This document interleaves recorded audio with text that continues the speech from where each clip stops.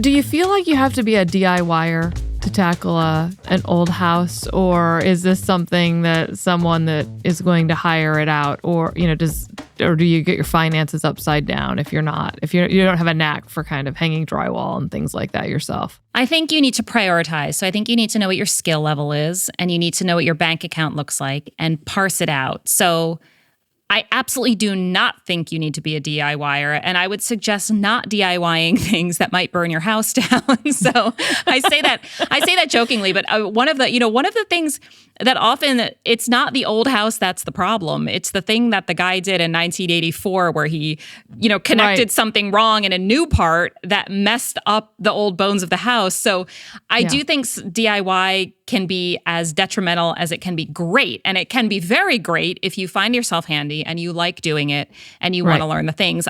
We have people in our Cheap Old Houses community that have figured out how to DIY everything, and they do not come from contractor backgrounds. So I do think it's possible, but we don't feel any bias one way or another. I think it's specific to your case. And if you can afford to pay an expert, by all means, pay that expert to come in and do it right.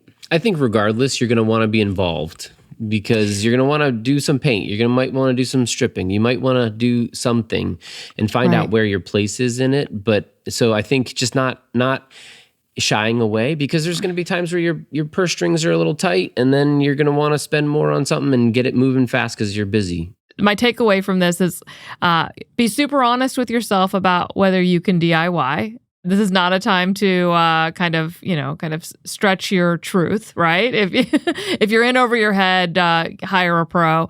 And then also, it's a great time to be curious.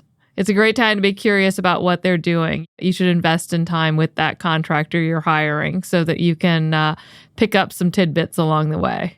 Oh, yeah. Homeownership is such a journey, and it's like raising a kid. You keep learning as you go. There's no manual per se. There is no manual. That's exactly right. I tell people that there is no manual for owning a house and maintaining it. I lived 20 years ago in a 1920s house. I would tell people, I was like, that was my favorite house.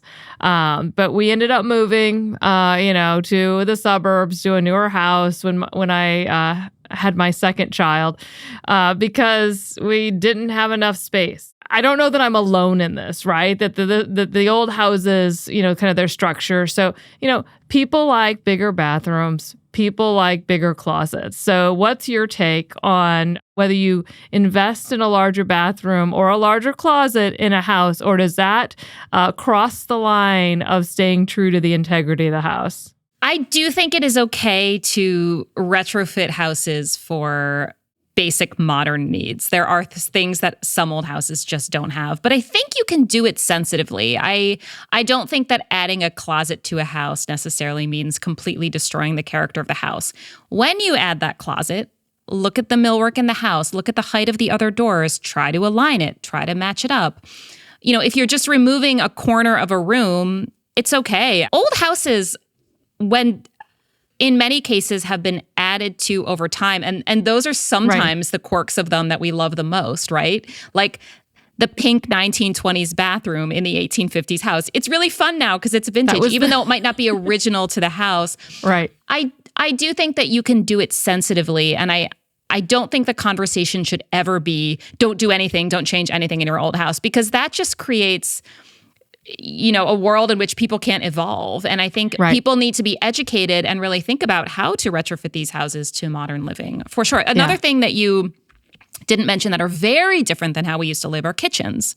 In Victorian houses, the kitchen was considered dirty, off limits. It was all the way in the back of the house. Yeah. Now we have kitchens that everybody hangs out in the kitchen. It's in the center of the home. So how do you think about that? And it doesn't necessarily mean that you have to rip out whatever room is in the center of the house and put the kitchen there, but you can definitely think about ways to integrate the kitchen more into the home. And that's not a bad thing at all. The $70,000 house we own is from the late 1700s. It's quite old.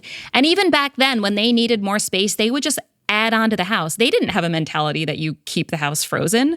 They would add on. And so when we needed more space in that house, we did exactly what they would have done back then. So the idea of evolving a house is not wrong. And so it's for sure okay to do it, but always do it with the character of the house in mind.